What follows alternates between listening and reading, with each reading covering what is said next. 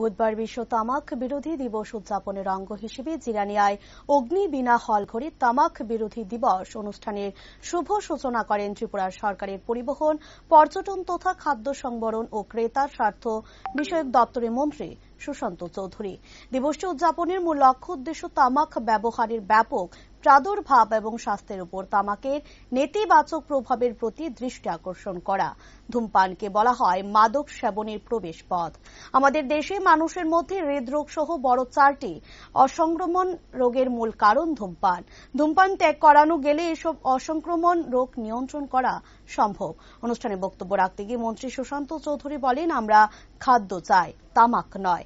আমার দেখা মতো অনেকে আছে যারা আগে ধূমপান করলেও এখন অনেকে তার থেকে বিরত আছে। যারা পান খায় তাদের মধ্যে অনেকেই আছে নিজ উদ্যোগে পান খাওয়া ছেড়ে দিয়েছে। তিনি তাও বলেন, নেশাকে আমরা সেবন করি, নেশা যাতে আমাদেরকে সেবন না করে। যেদিন থেকে নেশা আমাদেরকে সেবন করবে সেদিন থেকে নেশার আয়ত্তে চলে যেতে হবে এবং জনসাধারণের উদ্দেশ্যে আহ্বান রাখেন যেন তামাক জাতীয় বিভিন্ন রকমের সেবন থেকে দূরত্ব বজায় রাখে। একটি উন্নত সমৃদ্ধ দেশ ও রাজ্য করে তুলতে আমাদের দরকার একটি সুস্থ সবল জনগোষ্ঠী।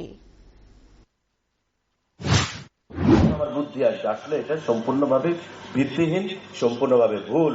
কারণ এটা একটা সাইকোলজিক্যাল এফেক্ট আমাদের মধ্যে আছে।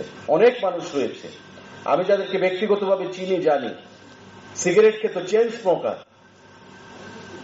একটার সঙ্গে প্লেস দিয়েছেন যে আমি আর খাবো না, ভেঙে ফেলে দিয়েছেন, আজ পর্যন্ত আর সিগারেটকে টাচ করেনি।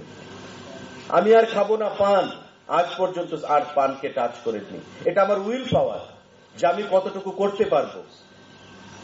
মনে রাখবেন, নেশা আমি করি, আমাকে যেন নেশা না সেবন করে। আমি নেশা সেবন করি, যেদিন নেশা আমাকে সেবন করবে সেদিন আমি তার কন্ট্রোলে চলে গেলাম, তার কন্ট্রোলের থেকে বাইরে আর আসতে পারবো না।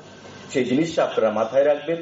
এবং যারা এখানে আছেন, যারা টোবাকো, সিগারেট, সিগার, পান, জর্দা সেবন করেন, যারা ডকুমেন্টারিতে দেখিয়েছেন আজকে ভালো আছেন, তাদেরকে সম্বর্ধনা করা হয়েছে, তারা ভালো আছেন, সুস্থ আছেন। আপনারাও আগামী দিনে সুস্থ থাকুন, আপনারাও আগামী দিনে ভালো থাকুন। এটাই